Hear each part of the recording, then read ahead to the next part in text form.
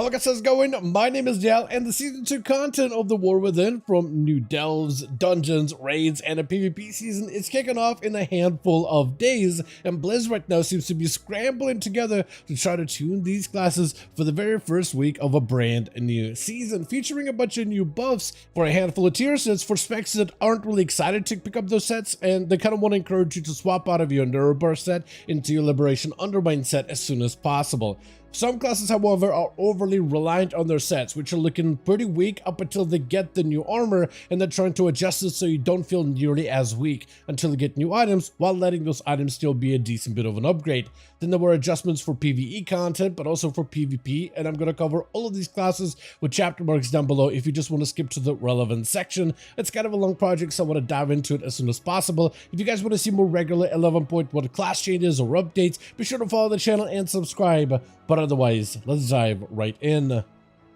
So the first thing when it comes to generalized changes, the general changes for the season are actually going to be PvP specific. So you can just skip to the Death Knight section if you're not interested with the PvP things. But the 2-set bonus for PvP tier sets or trinket sets gives you a bit of primary stat, but also a bit of stamina. And they're actually increasing stamina for season 2. I guess I noticed some classes are looking a little bursty, so they give everybody a little bit more stamina just to change up the pacing, mostly slow down the PvP burst damage pacing a little. So tanks and damage dealers are going to have the stamina increase from the trinket bonus from 5% to 10%, while heroes are looking from a 10% to a 15% increase. And this is going to be one of those things that's going to be mostly focused for the season 2 of PvP, so you won't be seeing this up until the Tuesday/Wednesday reset. From there on, we got Death Knight changes, and for Unholy Death Knights off the bat, we're seeing a slight buff to their tier set, where your spells and abilities have a chance to activate Winning Streak, increasing the damage of your Death Coil and Epidemic by 3%, stack it up to 10 times, with a 4 set allowing you to gain all 10 stacks as soon as you use Dark Transformation, making this tier set actually kind of consistent from the raw damage perspective. But they're looking to buff it up a little bit to make sure that Unholy Death Knights gun for their 2-set and 4-set as soon as possible. So they're buffing the damage of the Death Coil and Epidemic from a 3% per stack to a 4.5, which seems like a 1.5% difference, but at 10 full stacks, you look at a 45% more damage instead of 30, so it's a sizable gain there specifically. Outside of that, we have 2 PvP changes for Death Knight, starting with Blood Death Knight Ascension specifically, as the damage of Frenzied Bloodthirst for blood in PvP combat is being decreased by 50% in effectiveness, so you're not going to see nearly as beefy of Death Strikes or Death Coils.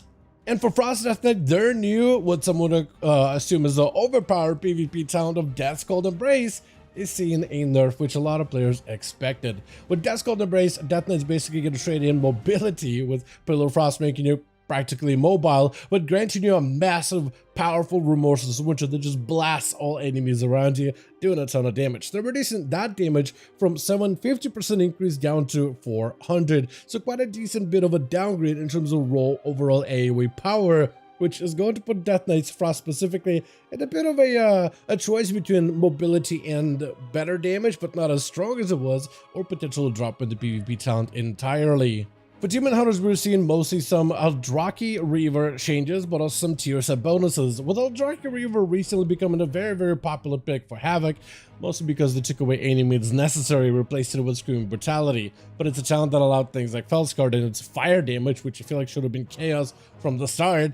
Basically, you no longer have that damage amplified by Mastery, so players swapped to Eldrazi because it was just made more sense than Felskard, but it looks like they're nerfing Eldrazi a little. The Reaver's Mark, where it normally grants you 7% damage to the target, they're apparently reducing it to 6. I'm not sure if that stacking bonus of 14 is changing or not, but I assume it would be down to 12%, so they're slightly reducing Reaver's Mark by the looks of things, but they weren't really clear in the blue post exactly if they're changing both aspects, the double stacking or just the single stacking component.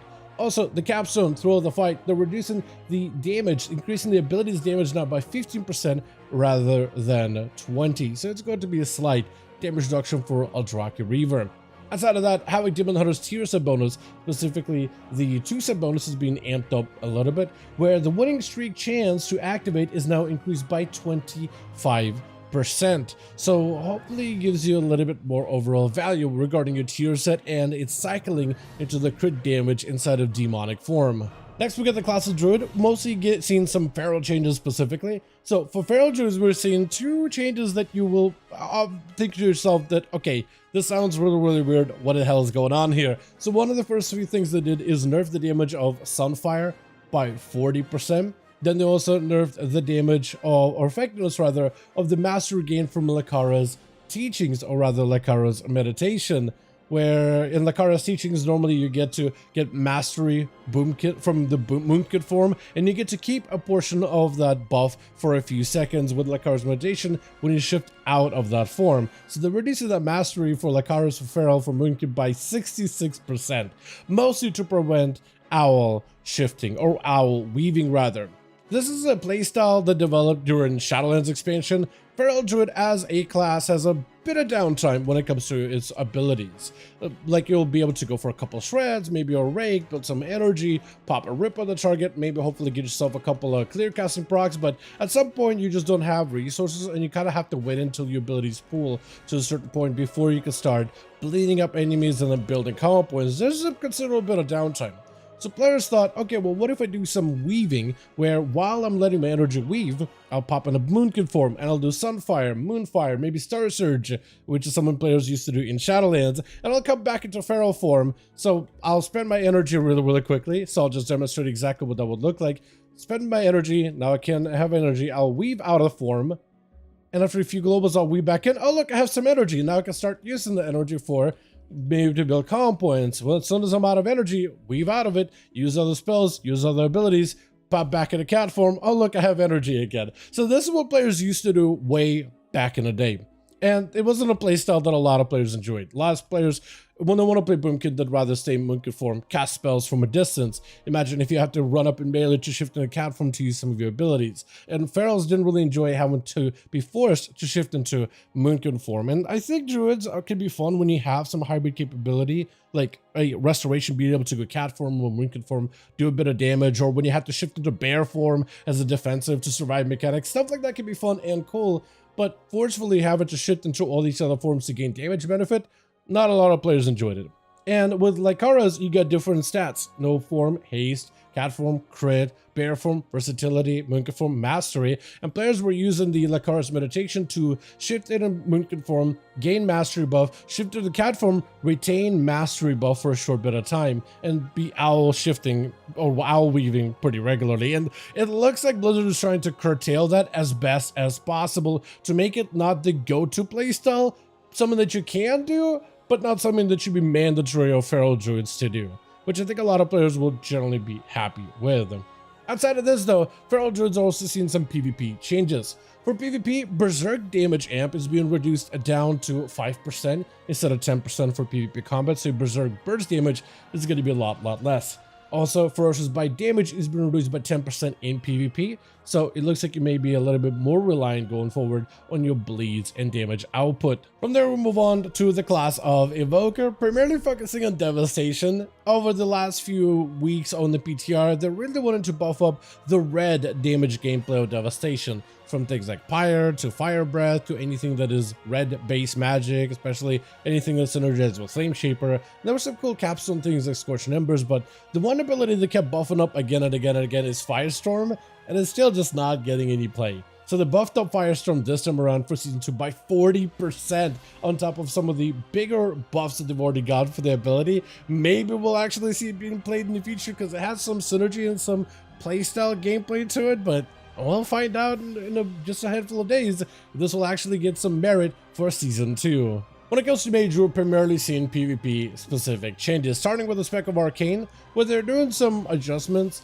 Things like Magi's Spark is now going to have the echo damage be 25% as effective in PvP, used to be previously 50% as effective.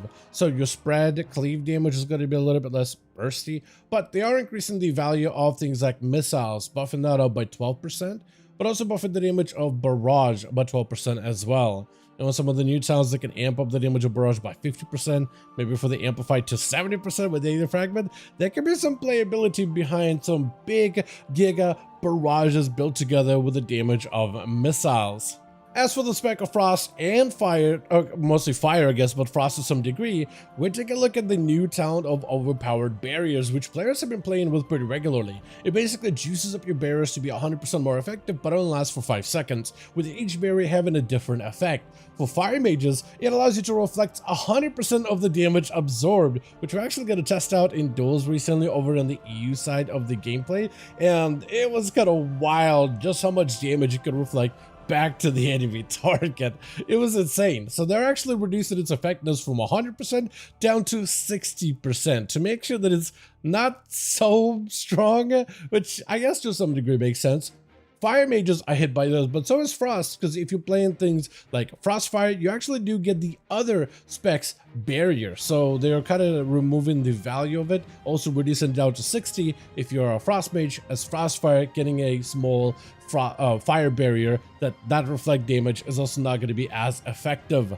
Then we have the spec of Beastmaster Hunter, which I'm actually having to re-record for, because when I initially went over the changes to BM, it looks like literally a couple of minutes later, Blizzard decided to revert them and still nerf BM, but not in the same way, just completely adjust that nerf altogether. So even as you watch this video, there's a good chance when you see the Beastmaster changes, there's a good chance that they're probably coming back and revising them yet again. So this may not be accurate just because they seem to be flippy-floppy with that spec specifically. But when it comes to Beast Mastery, they're nerfing them a little bit, very similar to some of the other classes adjusting their tier set. For BM, initially they wanted to just pretty much gut the tier set 2 set bonus, but now they changed it up a little bit. The Liberation of Undermine 2P set bonus has been adjusted, where Barb Shot will now fire at 100% effectiveness instead of 200% effectiveness, not changing the proc rate of this effect. The force set also being changed as well. Both mutagen damage has been reduced by 50%. You heard it here, 5-0, which is a pretty sizable nerf, honestly, because this was a good portion of your overall damage in BTR testing, so it's a little bit unfortunate. But also, they're reducing the cooldown reduction for Bestial Wrath from the potent mutagen. Instead of by half a second, they're doing 0.25%, so yeah, even more reductions for BM. But at least they're buffing up BM by 10%. They're buffing all ability damage of the spec, but also all pet damage by 10%. This is good to see, because sometimes you'll buff Beast Mastery damage, but the pet damage is just its own thing entirely, so it just doesn't work together. The fact they're buffing both is at least nice. I don't know if this will be enough to make Beast Mastery feel good or still kind of weak heading into the season 2 until you get your tier set, but it looks like they're trying to kind of like wean them off of the tier set even a little bit. That seems to be the patch, what they're trying to do with some of the other specs in the game for season 2. But other classes that don't have a good tier set, look at the buffing instead. Beastmaster is just one of the ones on the unfortunate side, to say the least. The next class we could take a look at is the Mistweaver Monk. Well, I guess the class of Monk in general, but starting with the Mistweaver, which found itself pretty popular as a pick when it comes to PTR testing. Mistweaver, with it being a pretty strong choice, we're actually seeing its healing reduced by 4%. I'll be hard-pressed to think that Mistweaver is all of a sudden not going to be good within dungeons or raids or PvP with a 4% nerf. Their tier set, however, the Insurance Healing, which you do get a guarantee of with your 4 set, where every renewal miss applies insurance for 6 seconds. That insurance healing does get reduced a little bit, but we'll see if exactly it makes that much of a difference for the spec heading into season 2. Outside of this, for PvP content, Mistweavers did get a pretty cool talent of Jade Empowerment, which juices up Crackling Jade Lightning, causes it to do a ton more damage, but also this becomes a much better damage to healing conversion ability with the Ancient Teachings, where Jade Fire actually is part of the Ancient Teachings damage to healing transfer. Though in PvP, this number seems to be a little bit too high, so instead of increasing it by 2,500% after you drink a Thunder Focus Team, they're reducing it down to 1,250% within PvP, so basically halving the effectiveness of Crackle and Jade Lightning when it's empowered by Jade Empowerment within PvP combat. And for the spec of Windwalker, a lot of players started using the new talent of Slice and Winds and found that it actually does a lot of damage within PvP. And this ability is kind of brutal, so they're actually reducing it by a little bit, only nerfing it by 20% in PvP, but also making it so Slice and Winds now fails if you try to cast it while you're rooted, so you can't just like cast the ability it sits, you do need some movement in order to be able to activate it. As for displays, we've mostly seen PvE specific changes, starting with the talent of Lenience. By making it so that Lenience no longer stacks its damage reduction effects with multiple other priests that also apply atonement to the target. Besides this though, they also are taking a shot at Oracle, which is surprising because Oracle, unless you PvP, doesn't usually get a lot of play, although I started to see quite a bit of play in raids recently. And Oracle's Preventative Measure talent, which normally increases the damage of your Penance, Smite, and Holy Nova by 40%, that's actually getting reduced down to 20%. Likely to open up the ability for Disc Priests to not be forced to play Oracle in the next season, because that's what it was looking like, and maybe give Void Weaver a little bit of a viable option going forward. Then we have the class of Rogue, where the spec of Assassination, while it doesn't get a lot of changes, it just receives a 4% ability damage buff, which isn't bad. Like, anybody's going to take that kind of a buff, but it's not going to be super impactful to make Assassination change its playstyle or all of a sudden start shining. But I mean, a 4% buff is a 4% buff. No one's going to say no to one of those. Which is better than what Subtlety Rogues are getting, where they're receiving a 5% nerf on the talent of Secret Technique, which PvPers may be kind of okay with it, because there's some players that don't enjoy Secret Technique in PvP, or just having to bank up that much damage into one single ability. But yeah, for PvE, not ideal, but they're also outcapping their tier set a little bit, which initially proved to be a very strong one, and they saw some nerfs in there originally, but now they're also reducing the winning streak stacks to no longer stack to 10% or 10 times, but rather to 8 times. So 2% damage increase for Black Powder, Secret Technique, Eviscerate. Instead of stacking 10 times, only 8, so a slight damage reduction there. Then we got some changes for the class of Shaman, primarily focusing on Elemental and Enhancement. For Elemental, looks like they're trying to tune down their tier set a little bit, but give them a bit more baseline damage. Starting with a 2 set, where it summons your Elemental now for 6 seconds instead of 8 seconds during the jackpot effect, and they're also decreasing the frequency of Elemental spells or Elemental abilities proccing that jackpot natively. Also, the 4 set, the damage bonus for Lightning Bolt, Chain Lightning, and Tempest, however, as well as Lava Burst, is being increased to 30% rather than 20%, so you're receiving a bit more damage, but not as many procs for your 2 set.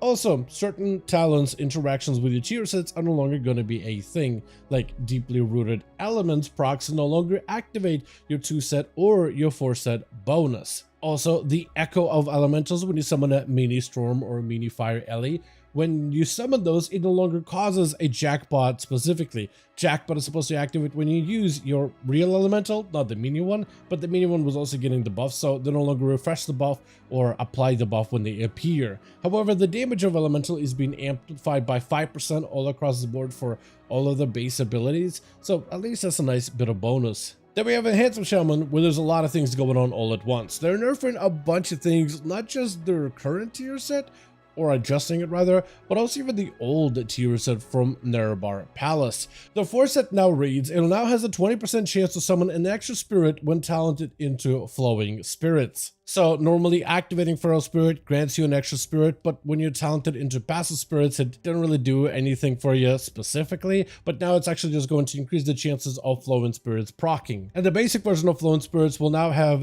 a 6% chance to summon a Feral Spirit, but can now summon Elemental Spirits. So there was a little bit of discrepancy of how it functioned and not working with certain talents, or even with glyphs. Like if you glyphed your wolves to be raptors or any other animals, then it just wouldn't work in the same way. But we also are seeing reductions to the 4 set bonus of their tier set in the Undermine, with the 4 set now triggering Doom Winds for 3 seconds instead of 4 seconds, and increases the damage of Crash Lightning by 12% per stack instead of 15, but also increases the primary damage of Clash Lightning by 75% instead of 100%, so quite a decent bit of reduction there to one of the more, what feels like one of the stronger DPS specs that we've seen so far throughout its time over on the PTR. Can't say the strongest, but definitely started off very good at the very beginning. Then we have the class of Warlock starting with Demonology, where they're actually pulling back on the effectiveness of the tier set a little bit, where Cast and Herald of Godon causes your active Dreadstalkers to cast Dreadbite at 20% damage increase instead of 50% effectiveness, while the damage is still increased by 10% for each soul shard spent. So you can technically take the 20% and take it back up to 50, but you can't take the 50 and take it up to 80 anymore. However, Demonology Warlocks are being supplemented in other ways, so it seems to be like a pullback on tier set, but buffing them natively. Things like your Hand of Gul'dan damage is increased by 20%. The Doom Guard summoned by the Pact of Era Druid now deal 15% more damage, so that seems pretty good. The Gloom Hound damage, the actual Gloom slash damage, is increased by 30%, as well as the Wild Imps that you get to summon, all their damage is increased by 30%. The imps themselves feel like a small part of your gameplay, but they're actually, like when you have a little army of imps pelting the enemy with a bunch of firebolts, it's actually kind of effective. So overall, this does seem like a decent bit of an increase for demonology going forward. Then we got some updates for destruction as well, where they changed up their tier sets, but also changed up some of their hero specs a bit. So their 2-set bonus will now fire a flurry of 6 bolts of demon fire at 100% effectiveness instead of 200 whenever you hit your jackpot. However, the damage, the baseline damage of some of your abilities, such as your chaos bolt, is being increased by 20%, but also the summon infernal damage is being increased by 35% to hopefully supplement this slight adjustment towards your tier set. Then there were some changes to the Hellcaller, where they essentially want to reduce the resource generation of Hellcaller, but supplement it with more damage all across the board. So wither damage is being increased by 3.5%, or 35% rather. That's actually a lot better than 3.5. But wither now deals damage every 3 seconds instead of every 2 seconds. And the more ticks you have a wither, the more soul shards you have a chance to generate. So that's kind of where they're coming from. However, wither damage buff is not the only thing that they're really going after. Also things like Blackened Soul, that damage amped up by 40%. Then you also have some of the passives such as your Zealant's Cruelty buffed up to 4% shadow damage increase instead of 2. Doesn't work for all spells, but works for a good portion of Shadow Burn spells, or Chaos Bolt, which is amalgamation of all elements put together. Or things like Zealant's Ferocity, that's getting buffed up by 4% instead of 2, which does apply for a good portion of your major combat abilities, but also like Shadow Bolt stuff that can, Shadow Flame stuff that could double dip into these effects as well. So there's some damage buffs all across the board for Hellcaller. From there we have the class of Warrior, where when it comes to dungeons and raid content, we're not seeing a lot of changes. All we're seeing is a slight reduction for Arms Warriors, where I'm on Spec of Fury apparently, but Arms Warriors are going to see their execute damage nerfed by 15%, and that's about it. Mortal Strikes is still going to be slapping for quite a bit, and I assume that Colossus is still going to be a very, very strong playstyle, but yeah, execute damage reduced by 15%, so it's a very, very slight adjustment. But for PvP, Arms, Fury, and even Protection are seeing a number of changes. Arms Mortal Strike in PvP, at least for raids and dungeons, escapes nerfs, but for PvP, it is on a chop and block, with its damage reduced by roughly 25%. Execute damage, however, while nerfed for PvP, buffed in PvP, buffed up by 20%. And Demolish, which is a playstyle of Colossus, which is very popular for PvP content, that damage, the final hit of Demolish, the hardest hitting ability of that whole animation, that has been reduced by 30% in effectiveness, so a little bit less of a punch at the end of your full-on Demolish. With the Spec of Fury, we're seeing a few changes. One, Rampage damage is being downgraded by 15%, but also the damage of your Bladestorm also being downgraded by 15% as well. And finally, for the Spec of Protection, we're actually seeing nerfs all across the board. One of the things Protection Warriors can do pretty well is do some real serious execute damage, especially as a Spec of Colossus, and combining together with things like Sudden Death, but also there's other talents that you can combine in there together, such as Juggernaut, for instance. So in PvP, Prot Warrior can actually do heaps of damage, and they're nerfing the execute damage by 20%. But also, they're nerfing all damage of Prot Warrior on top of that by 15. So execute minus 20, and then on top of that, nerf everything again by 15%. So Protection Warriors took a bit of a hit this time around. But as always though, I want to thank all of you guys so much for watching, and I hope you guys did enjoy this update. If you did enjoy it or found it informative, go ahead and give it a like. I would very much appreciate it. If you want to keep up with all the newest changes as soon as they appear for 11.1, join our Discord, probably the best place to discuss these changes as they appear. Also, let me know your thoughts in the comments down below, and as always, I'll see all of you guys in our next one.